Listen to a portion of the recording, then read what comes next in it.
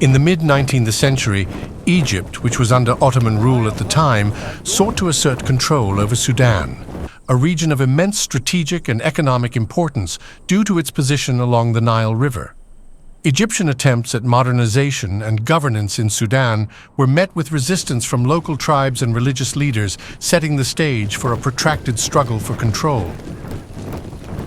In 1881, Muhammad Ahmad, a Sudanese religious leader who proclaimed himself the Mahdi, meaning the Guided One, emerged as a charismatic figure rallying against Egyptian and British influence in the region. Ahmad's message of religion and resistance resonated with many Sudanese, leading to a widespread uprising against foreign rule. The Mahdist movement rapidly gained momentum, capturing cities and territories across Sudan and posing a significant threat to Egyptian and British interests in the region. The outbreak of the Mahdist rebellion presented a formidable challenge to the British Empire, which had strategic interests in maintaining control over Egypt and securing access to the Suez Canal. Concerned about the potential spread of Mahdist influence and the safety of British nationals in Sudan, the British government intervened in the conflict, dispatching military expeditions to support Egyptian forces and protect its imperial interests. One of the most prominent figures in the conflict was General Charles Gordon, a British army officer tasked with overseeing the evacuation of Egyptian garrisons in Sudan and maintaining order in the face of the Mahdist insurgency. Gordon's decision to fortify the city of Khartoum and defy orders to evacuate heightened tensions and set the stage for a prolonged siege.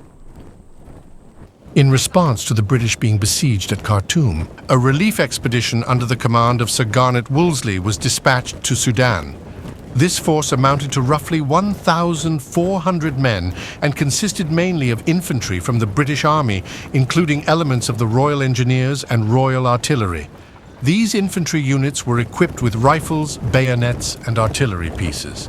Additionally, the British forces included a camel corps, a specialized unit composed of soldiers mounted on camels. The camel corps played a crucial role in desert warfare, offering mobility and flexibility in the harsh terrain of Sudan. The Egyptian troops fighting alongside the British forces were part of the Khedival Egyptian army, which was under nominal Ottoman control but heavily influenced by British advisors and officers. The Desert Column arrived at a position overlooking Abu Klea in the evening. Stuart decided not to attack that night. The British quickly built a defensive position but were sniped at from the high ground around them by Mahdist rifle units all night. The British took several casualties throughout the night.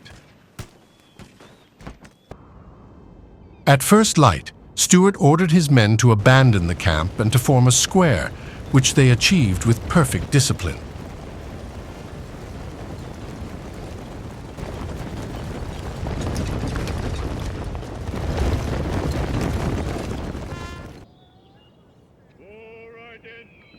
The camels bunched in the center of the square. The guns were placed in the center of the front face. The Gardner gun, with its Royal Navy gun team under Captain Lord Beresford RN, took the rear of the center, ready to be rushed to any point of crisis. It was at this point when a huge Mahdist force that had been concealing itself nearby revealed themselves to the British. It was a large force of probably between 3,000 and 5,000 Mahdists, armed with mainly spears and swords, but some troops had single-shot guns. The cannons opened fire once the Mahdist forces got within range.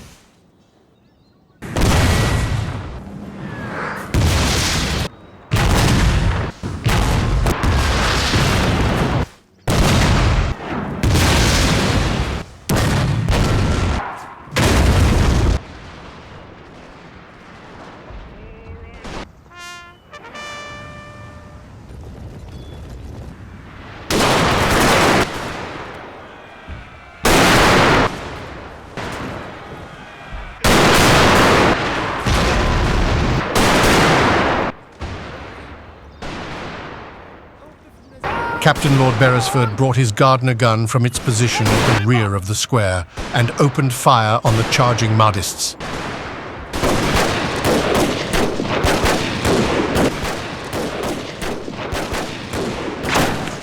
After firing some 70 rounds, the Gardner gun jammed.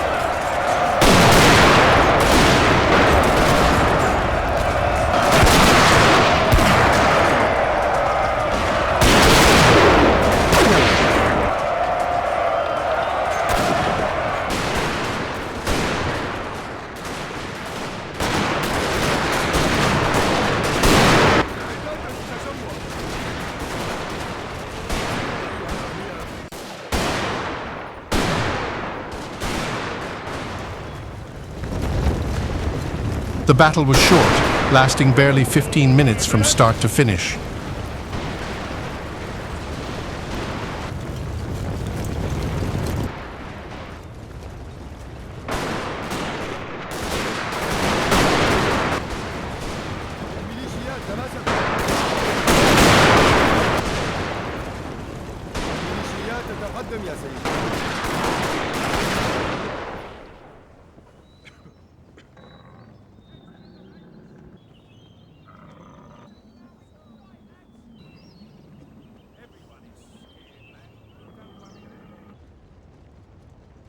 Casualties for the British were 9 officers and 65 other ranks killed and over 100 wounded.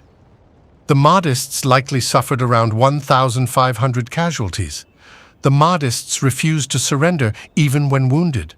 The Mahdists also lost several important leaders in the battle.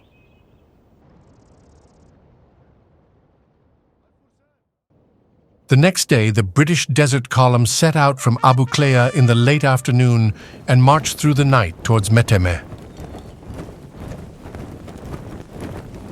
After fighting another battle with the Mahdists, the British set up camp. I will shoot any man who wavers. That night, the British were again harassed by Mahdist snipers, and Major General Herbert Stewart was wounded. Break off attack! The command of the British Desert Column was transferred to an inexperienced leader, Brigadier General Charles Wilson, who was his intelligence officer at the time. Wilson was slow to organize his forces, delaying the British attempts to relieve the siege at Khartoum.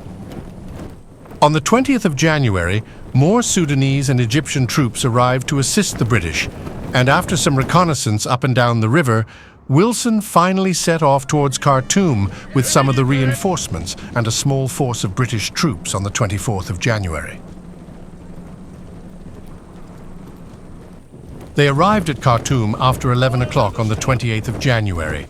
However, they were too late. Khartoum had fallen to the Mahdi 2 days before the British had arrived, and Gordon had been killed. The British then withdrew from the Sudan, leaving the Mahdi to rule Sudan for the next 13 years.